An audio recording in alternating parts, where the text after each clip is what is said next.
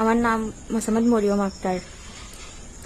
আমার এক জায়গায় বিয়ে হয়েছিল, 7 বছরের সংসার। আমার একটা মেয়ে আছে, আমার স্বামী বিদেশ থাকে।